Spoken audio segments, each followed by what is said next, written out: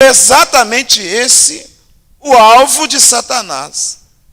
Mas ele não vai simplesmente mostrar a árvore ou o fruto para a mulher. Ele vai criar um discurso, uma fala em torno do que ele desejava. Então, meio que se acha para fortalecer um caminho para o pecado é o discurso.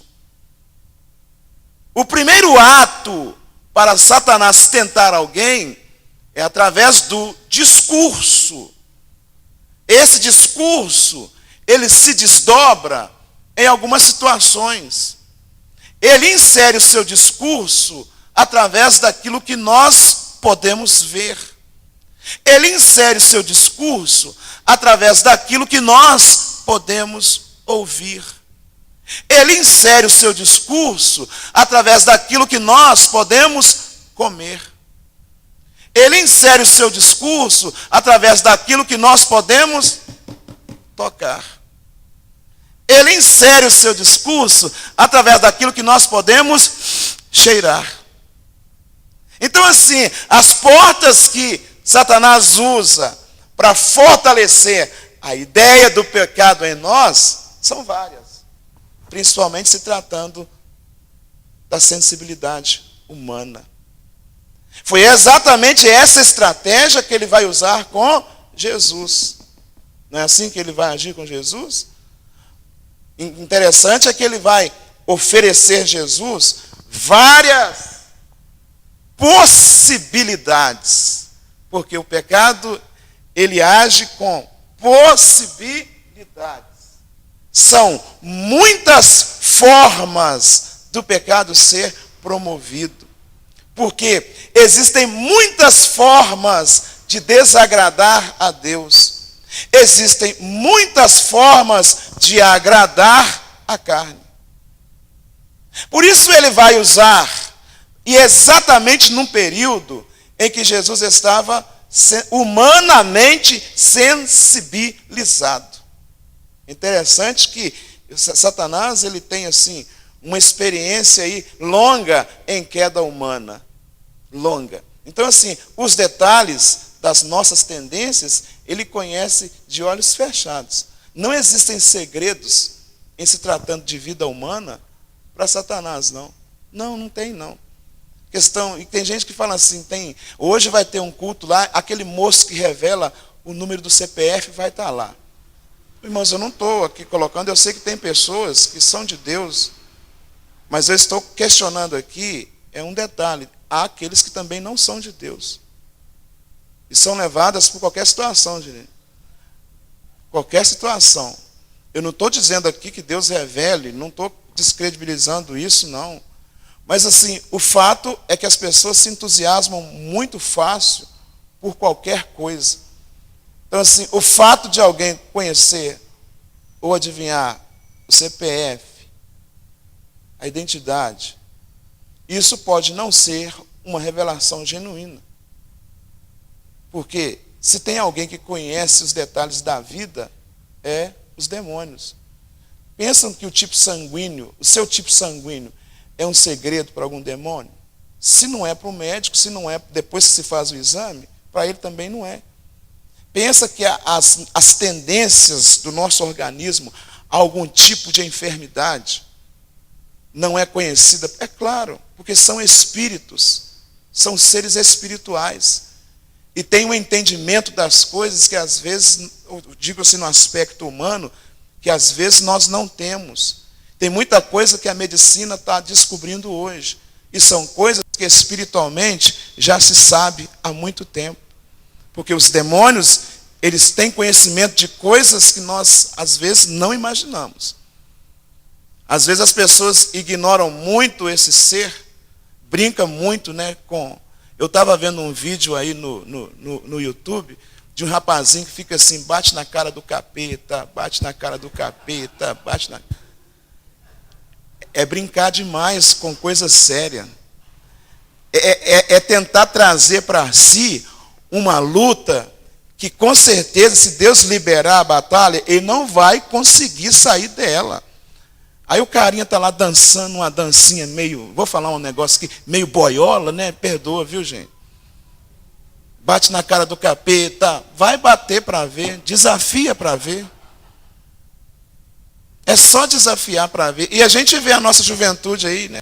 E bate na cara. E aí eu falei, gente, vocês não sabem o que é coisa séria. Teve uma turma de gente, de uma turma lá que foi expulsar um demônio lá. O demônio deu um couro neles lá. E eles saíram, tiveram que sair às pressas. Aí a gente vê, a pessoa hoje brinca muito, gente. Brinca demais.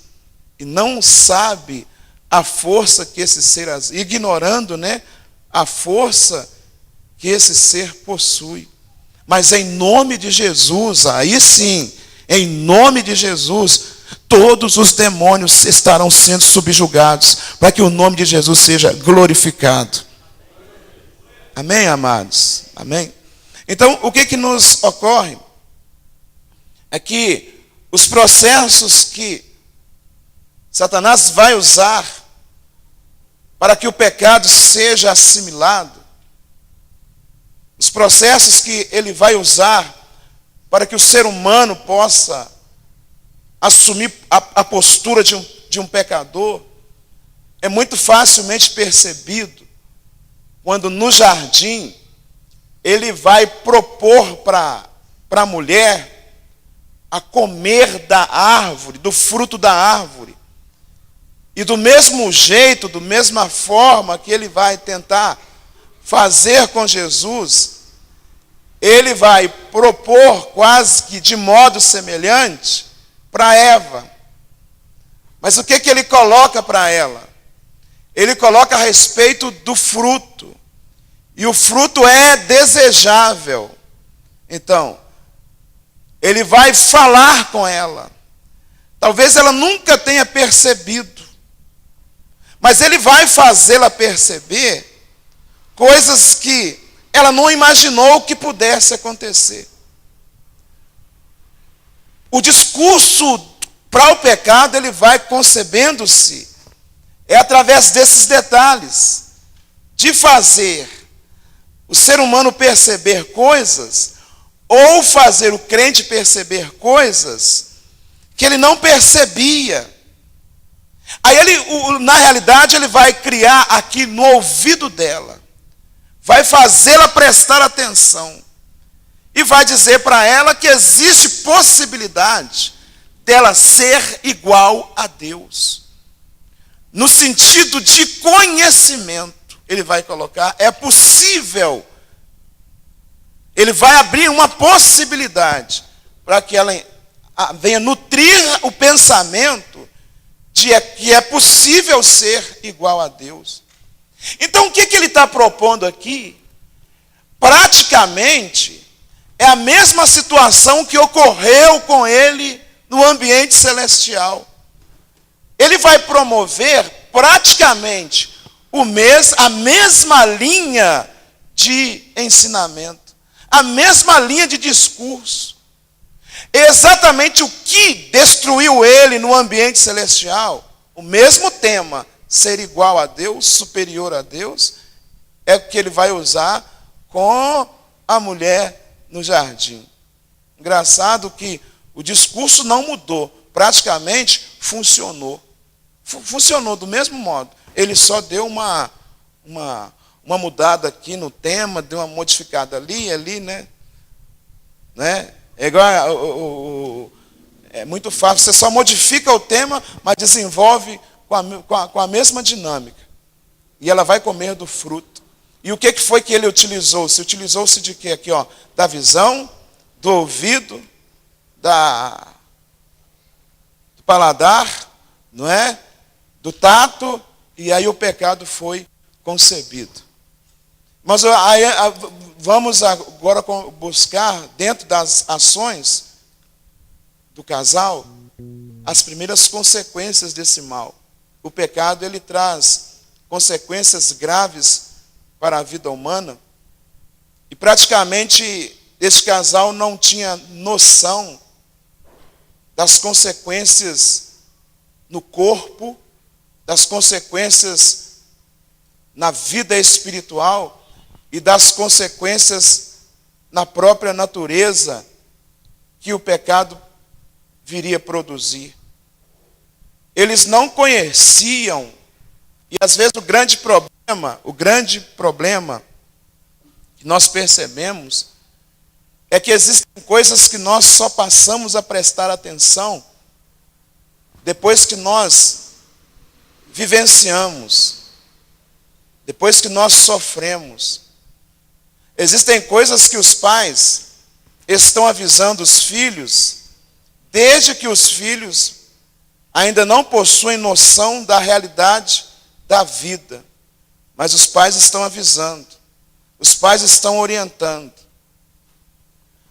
O que acontece com esse casal é que por mais que Deus os orientasse, por mais que a mente de Adão estivesse potencialmente capacitada a entender quais eram as consequências do pecado, naturalmente, depois que ele pecou e que ele sentiu as consequências aqui, no corpo, sentiu as consequências na sua espiritualidade, sentiu as consequências do pecado, que passaram a ser disseminadas através das dores, através do cansaço no trabalho, porque são sensações que dificilmente você consegue descrevê-las.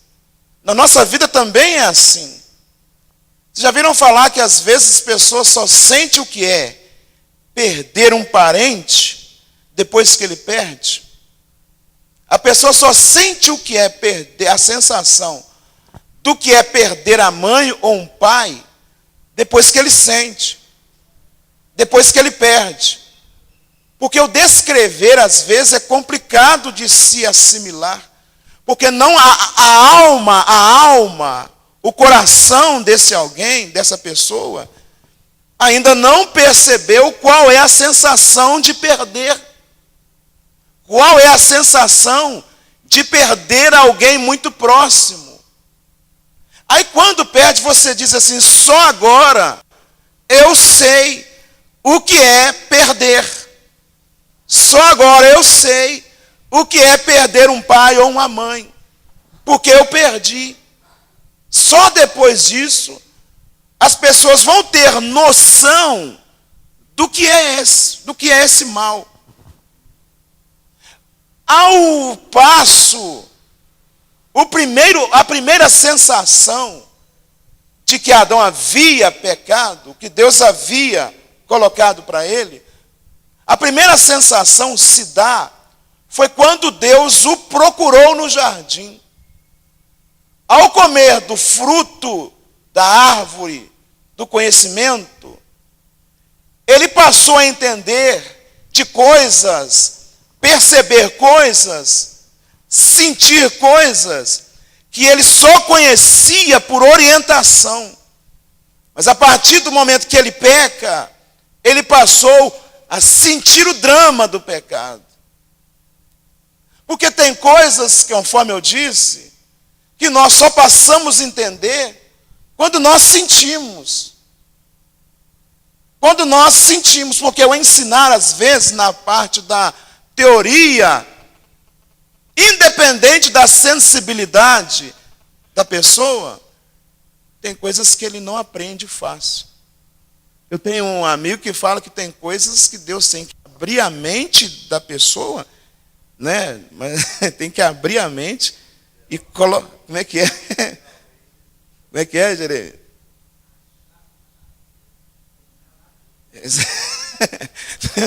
Tem que rachar com a machadinha e colocar lá dentro, para ele sentir o que é. Irmãos, porque tem coisas que nós só conseguimos aprender sentindo. É ou não é, gente? Tem coisas que a gente só consegue aprender sentindo. porque o falar às vezes não é o bastante. Mas se eu sentir aqui, ó, na pele, aí alguém fala assim, o dia que você sentir na pele o que eu estou falando, você vai aprender. Exatamente, o pastor está falando aqui, ó, que as infrações de trânsito a gente só aprende depois que a multa chega. Aí você fala assim, a minha esposa chegou uma multa lá em casa, Jeremias. Ela falou assim, é impossível, não sou eu, não tem lógica, só que a placa do carro está lá, né? 5149, é o Meriva mesmo, não tem jeito, 5149. Então não tem jeito de escapar, a placa está lá. Aí depois, agora, quando ela passa lá, é lá na Andradas que a gente passa para chegar na serra. Aí quando ela passa lá, ela lembra do bendito. Obrigado por você ter me lembrado dessa. Aí quando ela passa lá na Andradas, ela lembra do radar. Acho que lá é só 60, né, Narciso? É só 60. Ela lembra do radar e nunca passa além dos 60, porque sentiu aqui, ó, na pele e no bolso. Tem coisas, irmãos, que nós só aprendemos quando nós sentimos. As dores, se existe uma coisa difícil de descrever, também é dor. É fácil descrever uma dor. Eu estou sentindo uma dor de dente, mas se você não sente dor de dente, você não sabe. Aí teve um dia que eu senti uma cólica renal. Irmão, você não sabe o que é sentir uma cólica renal? Aí, irmão Geraldino, na época, meu presbítero na época, ele me levou para o pronto-socorro, porque eu estava sentindo uma cólica renal tão grande, que ele me deixou no pronto-socorro, e eu comecei a rolar de dor dentro do pronto-socorro. Aí vocês imaginam a cena, alguém como eu rolar dentro de um pronto-socorro de dor. Aí você fala, o que esse negão está sentindo aí, gente?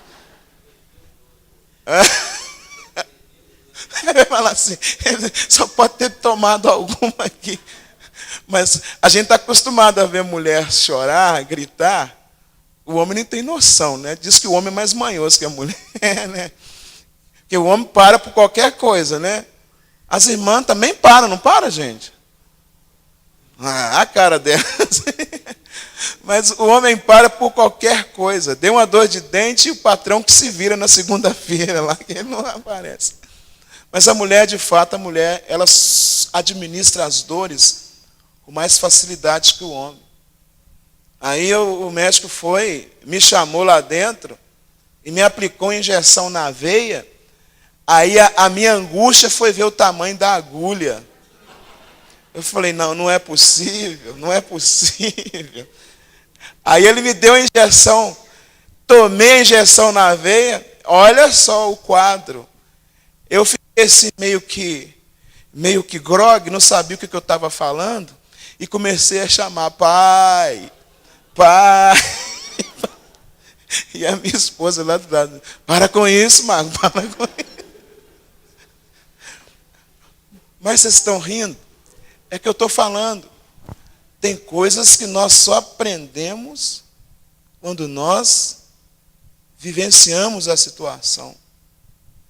O pecado, irmãos, e as consequências do pecado na vida de Adão, ele só começou a compreender exatamente na hora, olha, que Deus o chama, como era normal de Deus chamá-lo, exatamente no momento que Deus o chama no jardim, e naturalmente ele já havia percebido a sua nudez, e agora ele, envergonhado, ele se esconde de Deus.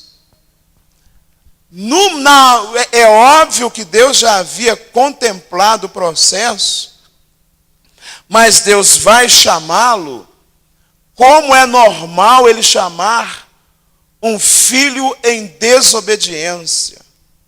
Adão, Adão, onde estás? É muito normal, irmãos, Deus nos fazer algum tipo de questionamento. E as perguntas que às vezes Deus nos faz são perguntas que nos levam para dentro de nós mesmos. Porque Deus, naturalmente, diante de uma pergunta que Ele nos faz, não quer dizer que Ele não tem a resposta do que Ele nos pergunta.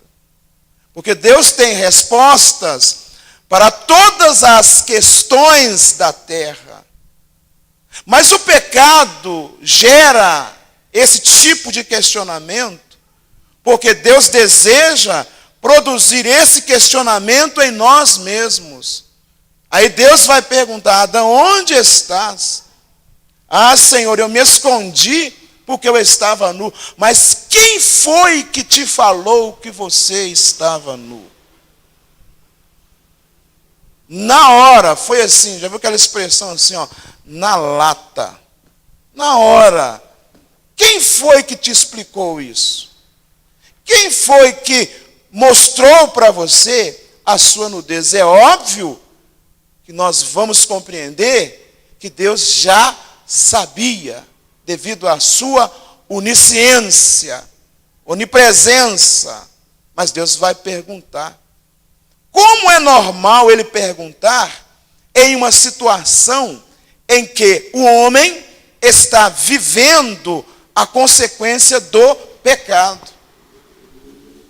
Quem foi que te mostrou esses detalhes?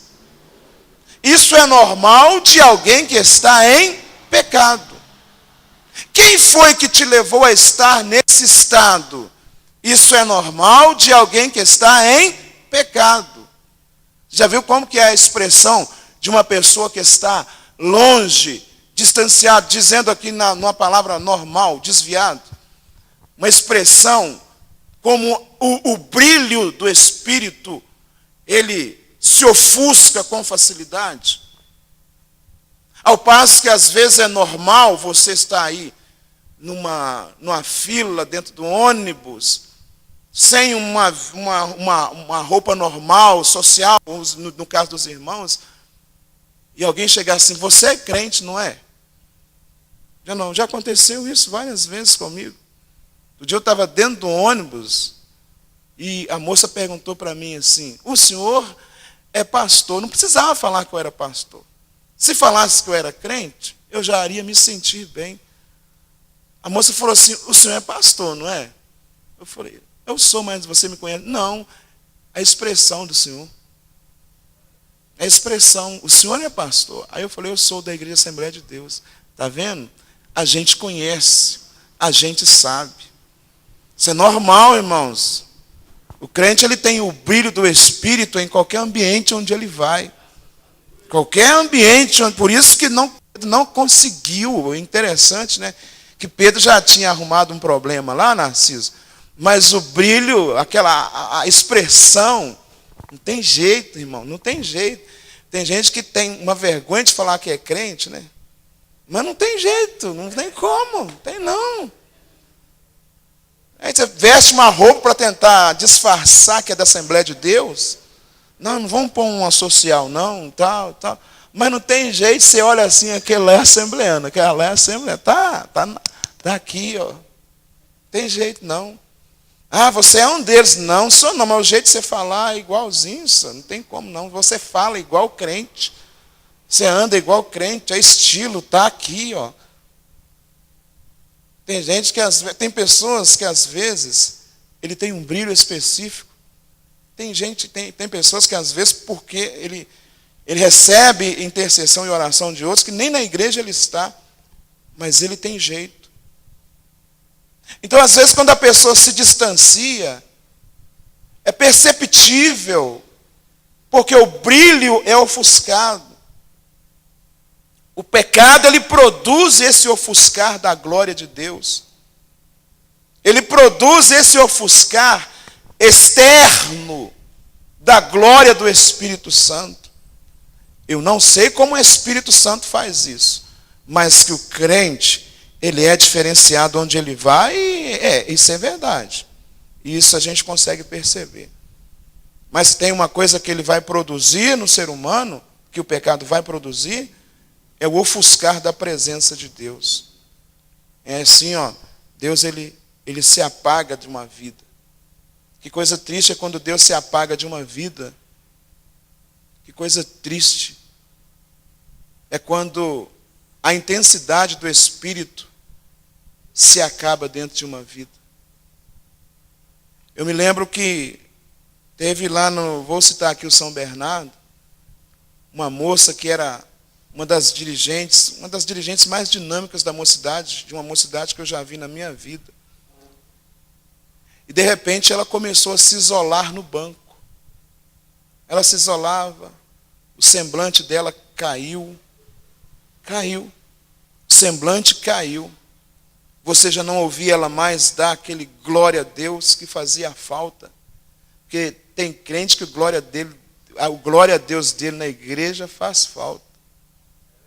Faz falta. O glória a Deus de determinados irmãos, eu gosto, quando a gente está na igreja, é a alegria do dirigente da igreja, do pastor, quando ele está pregando. Porque tem crente que ele é tipo um termômetro, né? Ele é tipo um termômetro. Aí ele está pregando, está cantando. Aí, de repente, tem um que dá um glória, outro dá um... Mas quando um determinado irmão dá um glória, é porque o sinal de aceitação é maior, porque ele funciona como um termômetro. Tem crente que o glória a Deus dele faz falta. Aí, quando esse glória começa a ser ofuscado, pode olhar que pode ter alguma coisa que não está bem. De repente, o semblante dessa menina foi caindo, e ela não conseguindo mais guardar o que havia acontecido, ela procurou o pastor e disse: pastor, eu pequei. O semblante ofuscou. Então, a primeira coisa que o pecado faz é essa tentativa de se distanciar da presença de Deus. Esse esconder da glória de Deus. Aí Deus vai perguntar: onde é que você está? E quem foi que te mostrou que você estava nu? Quem foi que te mostrou? Ninguém mostrou. Ele percebeu que estava nu. Ele percebeu a maldade que antes de pecar, ele não possuía. Ele percebeu a dor que antes de pecar, ele nunca havia sentido. Aí você diz assim, que existem, é óbvio que todos nós pecamos. Mas existem pecados, vou dizer, que de repente tenha alguém que nasceu no lar evangélico que nunca cometeu. Existem vícios que alguém que nasceu em um lar evangélico nunca experimentou. Mas que de repente pode surgir uma curiosidade, porque nós humanos somos o quê? Curiosos. Infelizmente foi essa tendência de curiosidade humana que levou Eva também a comer do fruto. E exatamente no despertar dessa curiosidade, que tem muitos filhos de crentes, por isso que eu estou colocando aqui, que tem coisas que os pais avisam, mas eles não podem introduzir nos filhos como experiência. Porque quem experimentou foi o pai, não foi o filho. Tem pecado que nós só conseguimos aprender a dor da consequência que ele nos causa depois que nós o praticamos. Depois que nós o praticamos. Porque em especial tem muitos filhos de crentes que nunca experimentaram de determinados vícios. É normal. Alguém que nasceu no lar evangélico, aí, ter conseguido se livrar das drogas, se livrar desses ambientes de de boates e outras coisas mais, porque hoje, infelizmente, está tendo até boate gospel, né? No meu tempo, não falava nem de cinema, que o pau quebrava. Eu tinha uma televisão lá em casa, meu pai comprou uma televisão que ele ganhou do dono da Braunas. Mas quando a gente sabia que o pai de Jeremias, Policarpo, ia passar lá em casa, a gente colocava a televisão dentro do guarda-roupa. E o Policarpo andava sempre com o pastor Lorival. Essa água é para mim, gente? E o Policarpo andava sempre com o pastor Lorival, e eles já desciam a esquina ali da Souza Gomes, né? E lá em casa tinha uma cerca, a gente já via, mãe, Policarpo e o Lorival está chegando. E a gente gostava de assistir uma sessão da tarde, Ultraman, o Batman, meu pai. E o pastor Policarpo, ele tem uma fala mansa, né? Quando ele vai pregar daquele irmãos, glória a Deus. Ele chegava, sentava, e eu doido preso embora, né? Doido preso embora, mas eles estavam lá.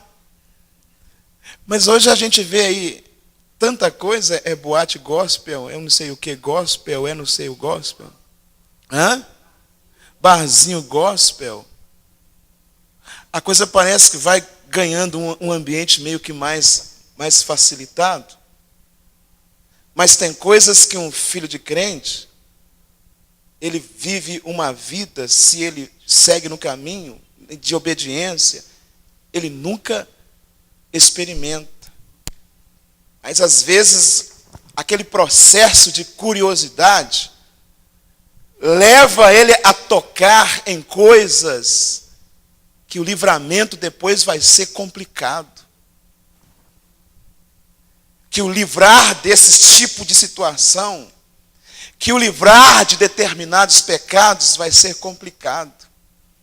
Coisas que às vezes o camarada lá no mundo já está acostumado, não tem problema com ele e tal, mas vai um filho de crente experimentar. Vai um crente experimentar outra vez. Aí o que a Bíblia fala, né? A casa foi achada vazia, adornada, aí ele voltou e trouxe um grupo de mais 7. Meu Deus, o negócio fica aterrorizante, né? Aterrorizante. Aí a pessoa, o segundo estado da pessoa é maior do que, é muito pior do que o primeiro. Então, irmãos, que Deus possa nesta manhã estar nos abençoando, nos conscientizando, porque o pecado ele traz dores. E essas dores são dores que custam às vezes a salvação. Mas que o Espírito Santo possa nos ajudar, nos orientar, e que o sangue de Jesus, que nos purifica de todo o pecado, possa ser sobre nós nessa manhã, em nome de Jesus. Amém? Deus abençoe. Eu estou aqui encerrando, né?